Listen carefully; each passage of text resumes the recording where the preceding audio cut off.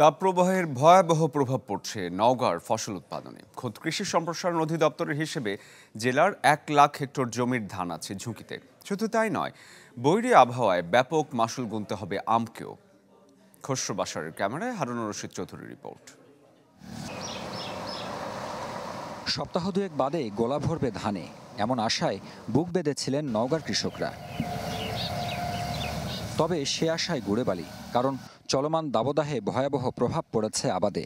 ফেটে চৌচির হয়ে গেছে জমি, ভুগছে পানি শূন্যতায়, দেখা দিয়েছে রোগবালায়ও।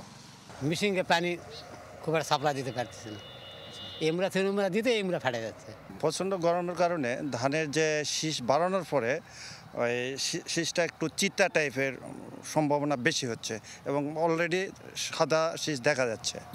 শুধু ধান নয়, ক্ষতি হচ্ছে আমেরও। গরমের চোটে ডালে টিকতে পারছে না ছোট ছোট আম, ফেটে শুকিয়ে যাচ্ছে বেশিরভাগই। এতে বড় ফলন বিপর্যয়ের কথা বলছেন চাষিরা। অতিরিক্ত খরার কারণে, বৃষ্টি না হওয়ার কারণে এই আমগুলো আটকানো যাচ্ছে না।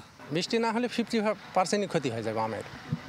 আম বড় হবে না, আকারে বড় হবে না। তো আম যেটা হবে এত বড়, সেটা এত বড় থাকে। পানিও সাদা পানিও ছড়ানো হয়েছে মেশিন দিয়ে, কিন্তু ওটা হচ্ছে না। তো এক একটা গাছে এরকম আম যদি ডেলি পড়ে, তাহলে এবার তো ফলনের আমের সিজনে খুব ক্ষতিকর দেখা দিবে।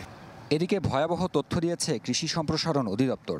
তাদের হিসেব বলছে জেলার 2,00,000 হেক্টরের মধ্যে 1,00,000 হেক্টর জমির ধানই রয়েছে ঝুঁকিতে। বরুর জমিতে যেগুলো বুটিং এবং ফ্লাওয়ারিং স্টেজে রয়েছে, সেগুলোতে 2-3 ইঞ্চি বাঁধিয়ে সেচ, এবং আমের বাগানে প্লাবন সেচ অথবা পানি স্প্রে করা হয়, তাহলে এই টেম্পারেচার ফসলের জন্য ক্ষতিকর নয়।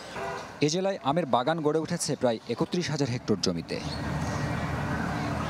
কি গরম কি শীত, বছর বছর আবহাওয়ার বৈরিতা যেন বাড়ছে। তার সাথে পাল্লা দিয়ে বাড়ছে কৃষিক্ষেত্রের চ্যালেঞ্জও।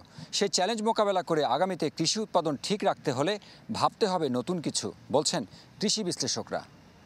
হারুন রশিদ চৌধুরী, চ্যানেল 24, নওগাঁ।